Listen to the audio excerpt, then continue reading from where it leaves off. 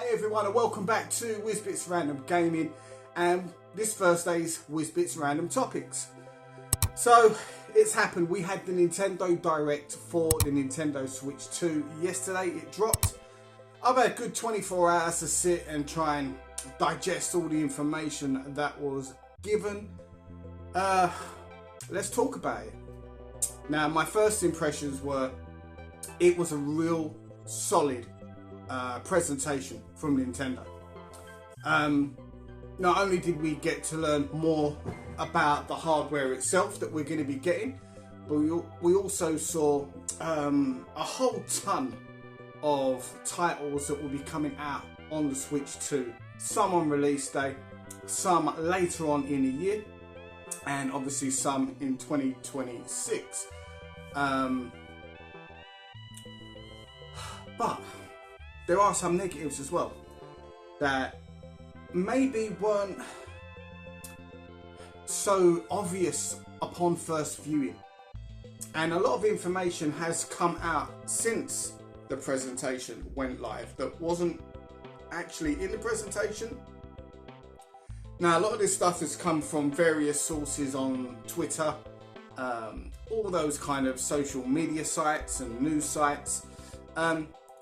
But there's a lot of reputable sources that have over the years given us the scoop, shall we say, that are reporting most of these upgrades or news that wasn't actually mentioned in the presentation. So there's every reason to think that a lot of this stuff that's coming out after is true. Now, I'm going to go through some of the pros from what I saw. The pros are that the Switch looks like it's a better machine. Some will say maybe it's the Switch 1.5 rather than anything else, but I don't really know what else Nintendo could do. Some are saying there's a danger of this being another Wii U. I don't think so. People are really obviously gonna know this is the next version of the Switch. The Wii U, the marketing for that was awful. People weren't sure. They was like, is this an upgrade? What is this? It was terrible by Nintendo. The ideas were great. And also there was very little third-party support from anyone on the Wii U. You've only got to have a look at some of the games that came out on it. It's almost like they were desperate to publish games. So some of the stuff that come out physically wouldn't have got a look in otherwise. That's not the case with the Switch 2. It's very clear. You saw from the trailers there's 2K are on board with their basketball series. WWE is coming back to the system because they know how many units the initial Switch sold. They're also happy that this machine is going to be spec-wise a lot more powerful, and it's going to handle their games to a point where customers are probably going to be reasonably satisfied. There's tons of third-party support if you go back and watch the presentation. Everyone's on board, you know. We've got the new Borderlands coming out, you know. Now, one of the negatives I would say is a lot of people are saying, oh, this game is coming out on Switch 2. That game is coming out on the Switch 2. There's a lot of games that are just PS4 games / maybe early PS5 type games that are coming out on the Switch 2. And that's great because it kind of says that, yeah, these are going to run a lot better on our new hardware. That's the message Nintendo is sending out to you guys. But also, I mean, you're going to be paying a premium for these games. For example, Cyberpunk is coming. Brilliant. You know, that tells you everything you need to know. If this can run Cyberpunk well, then we've got a very capable machine. We've got Borderlands, I think it's at 4, like I mentioned earlier. We've got Street Fighter 6, you know. But look at the prices of these games. They're going to be very expensive. I haven't seen the Cyberpunk announcement in terms of price, but I'm going to guess you're going to be paying that full whack because it's on a cartridge. And it's going to be the same with your Borderlands. It's going to be the same with your WWE games. You're going to be paying a premium on them if they're the older ones anyway. Street Fighter 6, for example, you could go out and buy that now on, you know, current gen systems, your Xboxes, your PlayStation 4 and 5s at a fraction of the price that it's going to be made available at. I think I saw it being at $59.99 Street Fighter 6. You won't ever catch me paying that for Street Fighter 6 on a Nintendo Switch. Any form of the Switch whatsoever. Not when I can go out and buy it on a superior system such as the PlayStation 5 for probably the best part of £20 these days. You know? So that's one of the things that's always been a bugbear with the whole Switch ecosystem. I'm not surprised by that. Games that you can get for a fraction of the price on other systems are always more expensive on a Nintendo Switch. Has been that since they started getting bigger titles on the system, and obviously that's going to continue. Where Nintendo really shine is their exclusives and their first party stuff. So the first party stuff that was announced was pretty good. The new Mario Kart World looks really good. I like the concept. Lots of good changes there. 24 players in a race. That sounds real fun. Could be real chaos, and that's what Mario Kart is all about, isn't it? It's chaotic, it's fun, and you know, there's going off-road and the elimination type modes. Probably gives it a little bit more longevity. Excuse me, I think I need a drink. But yeah, it's going to make it last a bit longer than what we've currently got in previous Mario Karts. The Donkey Kong game, Bonanza, that looks great. Although I will say it does look like Mario Odyssey. It looks like they've used the same engine. But that's not a bad thing. Mario Odyssey is a really, really good game. And yeah, definitely on board with that game. I hope that comes out. I think that's not day one, but I've seen the price of that one. That is going to be around about £60 to £65. We've got a touch base on the Switch prices. Physical for Mario Kart, we're seeing listed at the Nintendo sites anyway. For a physical copy, it's £75. It's outrageous, to be honest with you. I don't know what Nintendo are thinking here. I'm hoping that other retailers don't follow suit for too long, and I'm hoping that we do get third-party games that come out at a more reasonable price on the Switch too. I hope that all developers don't follow suit with this one and think we've got to have higher prices because of the Switch 2. I don't know, maybe there's a need to do so with the cartridges, etc., the cost involved. But for me, £75 is an awful lot of money to pay for a game. I was umming and ahhing over the course of the last night whether or not I wanted to pre-order one. I was waiting till the end of the presentation and I was like, just show me a pre-order and I'll pre-order it now. I started thinking and I was just like, I don't know. I'm a little bit annoyed at a couple of things that they've done in terms of the prices of the cartridges. We've also had announced that some of these cartridges will be essentially like keys, where you'll put the cartridge in and that is a key to download the game. Quite similar in a lot of ways to get what you get with PlayStation 5 now, in a lot of ways, in all honesty, with the disc and stuff like that. So I don't see that as a real bad thing. It's a better alternative than code in the box. Let's just put it that way. But yeah, it's not ideal. Maybe this is Nintendo's way of trying to keep collectors, physical collectors, on board for the immediate future, whilst there's you know, some sort of transition over to digital. It's going to happen one day, isn't it? Nintendo are supposedly the last bastions of physical media, and maybe even time is running out for them. It's going to happen to all companies eventually.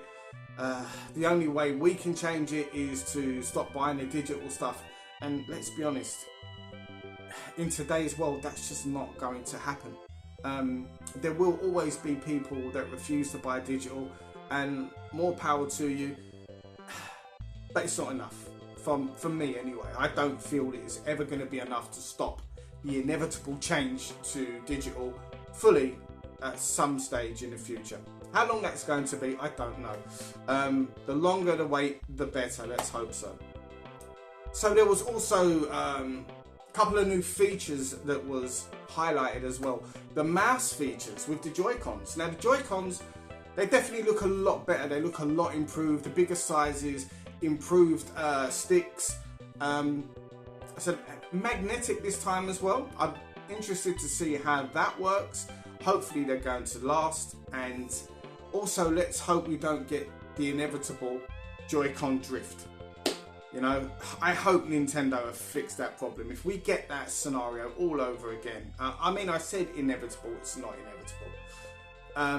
I hope we don't get that scenario again, because that was a real issue for Nintendo. It cost them a lot of money, but to their credit, they went out of their way and they pretty much fixed everyone's stuff for free where possible. So I do like the new Joy-Cons. They're not ideal. Joy-Cons have never been ideal. So you do get them free, and there's also been a new Pro controller that's been announced as well. Some people are saying, do you like the design of this one, and asking, it's the same as the last Pro controller from what I can see, apart from maybe the buttons on the back are programmable now, and it's £70. Some are saying that's too high a price. It probably is, to be honest with you. But to be honest, that's kind of where video game companies are now with their first party controllers in terms of what they pay. You've only got to go and look at Xbox, you've only got to go and look at PlayStation, what they charge for their controllers. Nintendo are pretty much in line with that. So yeah, I don't have a major issue with that. It is what it is. Hopefully they'll stick to what they did previously, because one of the strengths of the original Switch was the fact that almost everything was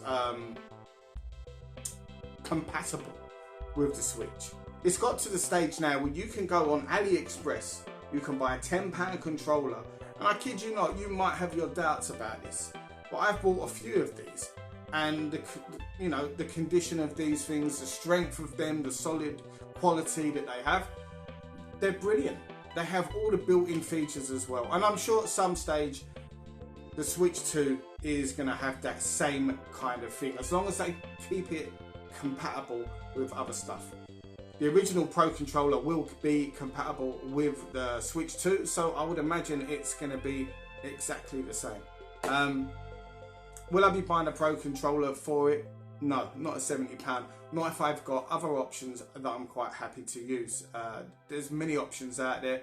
I just need to get that little bit more information to find out and confirm that this stuff is still working. We've got a camera now. Quite a nice looking camera, to be fair. I think that was priced at $49.99, and we've got the game chat option. It's pretty cool. Would I be using it personally? Probably not so much. I don't know. It's all going to be dependent on the game. It's definitely something I can see my kids using with their friends if they end up getting Switch 2s at some point. So I wouldn't rule out actually picking up one of these cameras at some stage. They're quite nice to look at, easy to place as well, which is real cool. The voice chat thing, strange. When you was watching the presentation, the lag on the actual video, it was awful. It was like running at like 2 frames per second when people were talking to one another. I don't know if that was left in there on purpose or was that a mistake, but it looked awful. It absolutely looked terrible. It was bad. It was like playing the WWE 2K game on the original Switch. It was that sort of terrible frame rate. So yeah, I'm definitely curious to see if that was a mistake. Why would you advertise that, but then have it running at such a bad frame rate? I don't know. It really bugged me that throughout the presentation, to be honest with you. So yeah, nice, cool features, and I'm sure they will get used. It's definitely the Nintendo kind of ethos, but it's nothing new. It's just something new for Nintendo. So, I'm sure the Nintendo diehards will absolutely use this, and hopefully Nintendo incorporates some real cool things and cool ways to be able to use this game chat option.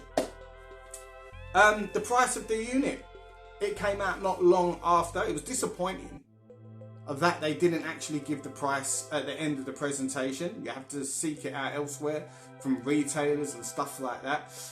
So we've got, I'm talking UK, you can find where it is costed elsewhere in the world. It's out there readily available, but I'm talking UK because that's where I'm based. So we're looking at £396.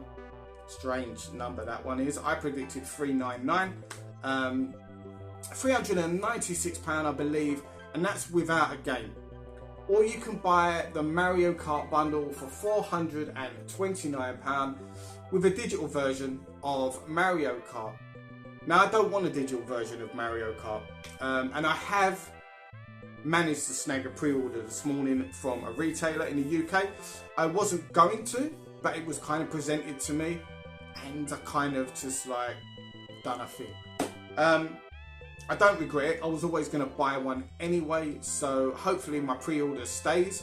I've got a feeling that a lot of the pre-orders that have been put out by UK retailers, I think a lot of people are going to end up disappointed on the day. I think there's definitely going to be an issue with some of the electrical type chains like Currys, Argos and toy shops. Excuse me, like Smiths. I don't know how reliable they will be.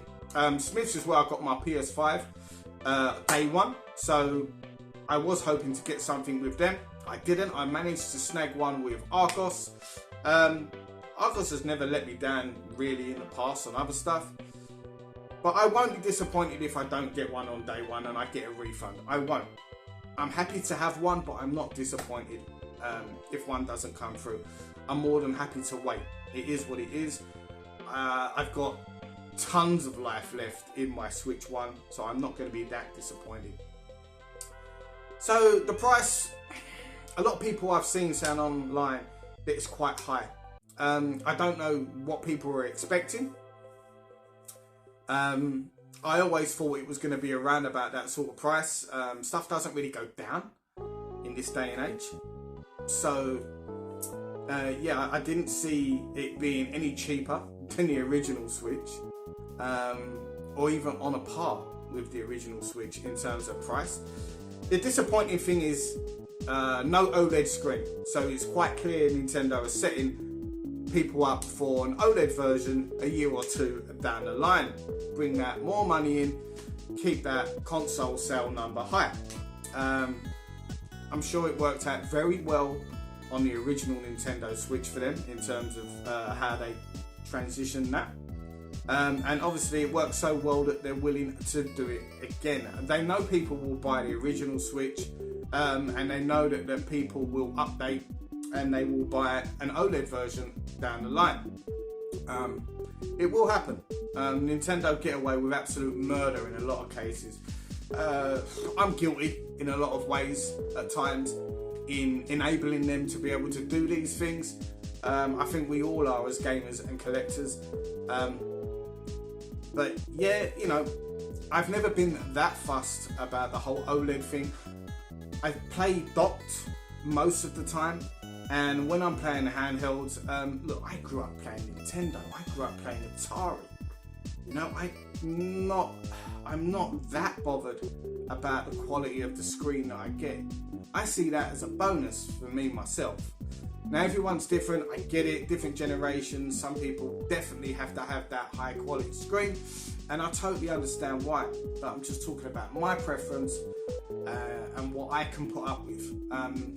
I grew up playing Atari on a TV that didn't have a remote control. I played Master System on a TV that didn't have a remote control, and so on and so on. You know, I can slum it if you want and you still get enjoyment from my games. The mouse option, I think I touched on that earlier. So obviously the Joy-Cons can be used as a mouse. It's a nice touch, but I don't see anyone leaving their PC based gaming or anything like that just to come over and play games that are mouse enabled on Nintendo Switch 2. I don't see it. It's a nice touch, and it's going to be a gimmick that will be used in first party games, I believe, first and foremost, your Mario parties and stuff like that. That's definitely going to be the case. I don't know how much support that kind of option is going to get long term. We'll see. Nintendo, they might keep chugging that option out. I just don't see it. It's a nice option. There's also a tech demo, a paid tech demo, I will say, where you can explore all the features of the Nintendo Switch 2, which is going to be available day one as a download, digital download. Now, I thought that was a bit cheeky, to be quite honest with you. So you can discover everything about your Nintendo Switch 2 at a price. You can pay for this download and learn everything about it whilst using the mouse option, blah, blah, blah. Hello?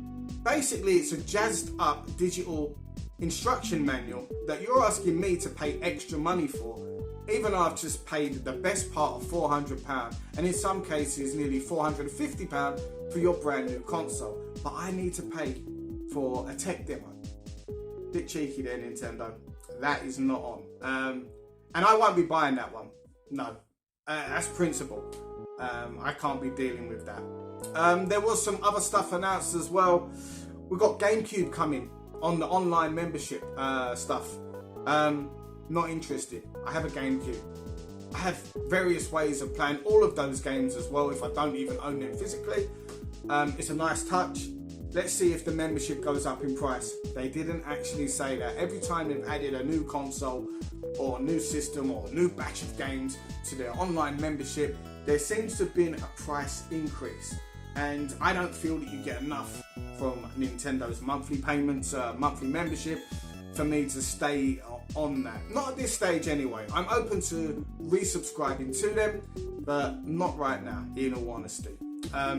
Some good games were announced for the GameCube, admittedly, and it might be nice to be able to play them in on the Switch in that kind of mode.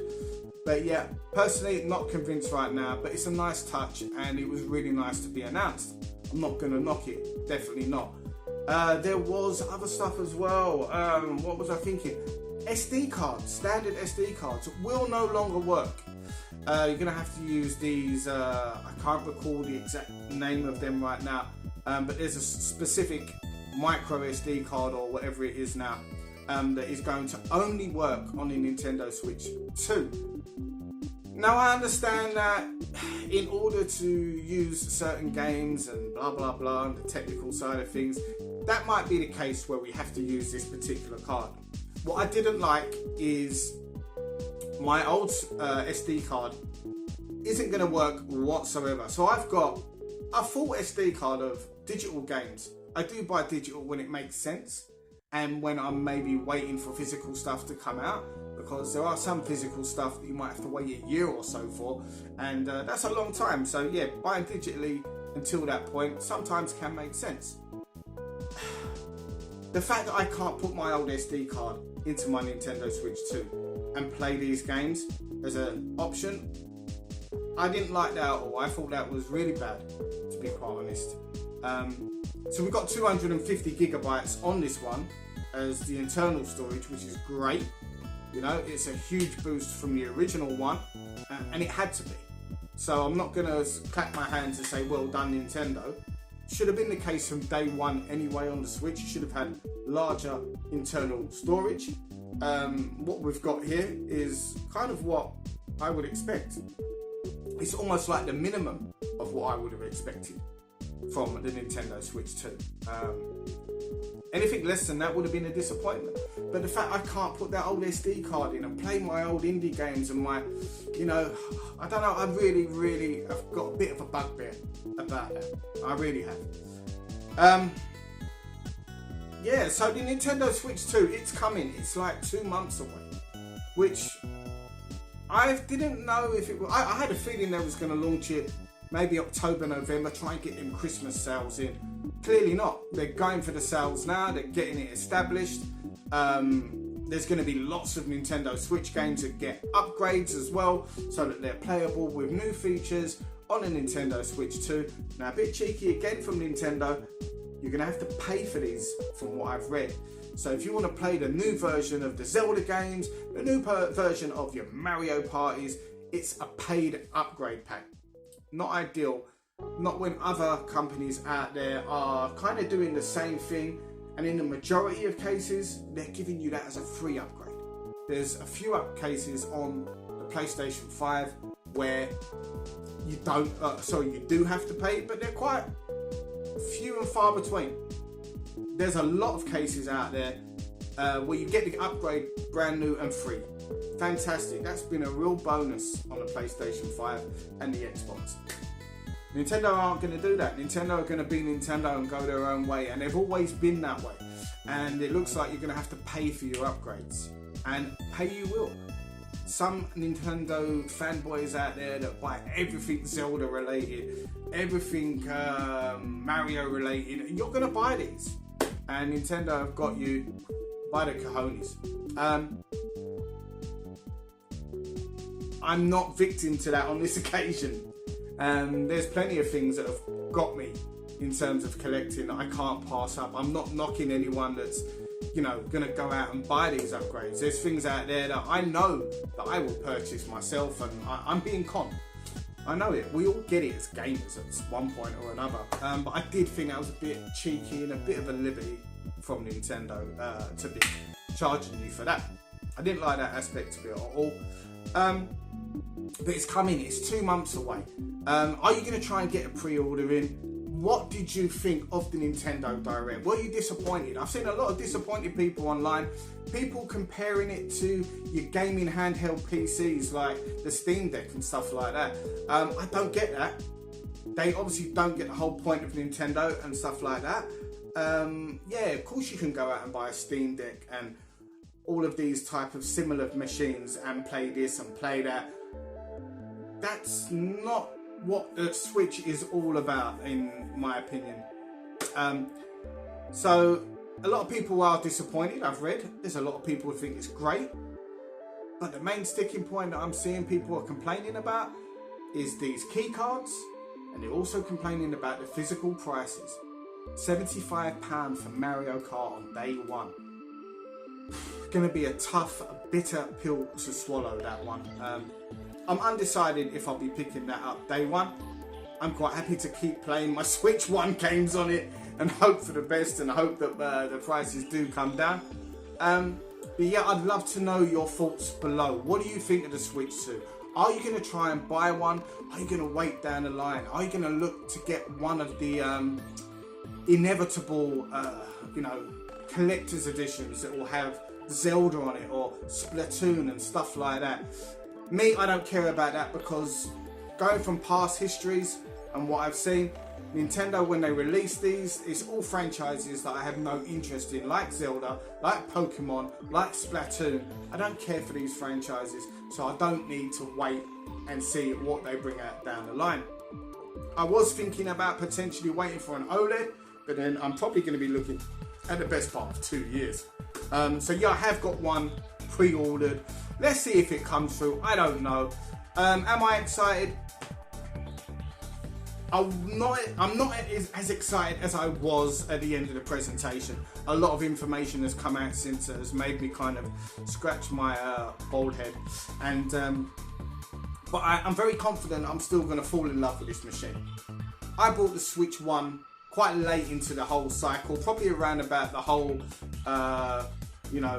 period of time where we weren't allowed in out of our homes. We all know when that was. And I managed to get a decent price considering people were selling these things at a ridiculously high price at the time. But yeah, I love the Switch. The Switch 1 is probably my favourite console of all time. It's become the most versatile console in terms of releases. You can get some great indie stuff on there. And it's become the home of indie games, in my opinion. And I hope the Switch 2 carries that onwards and upwards. There's definitely some great third-party support coming. You've only got to go and watch the presentation itself. You can see the third-party support is there already. Companies are confident that they're going to get money from this console. If they didn't bring their big franchises over to the Switch 2, it's like leaving money on the table.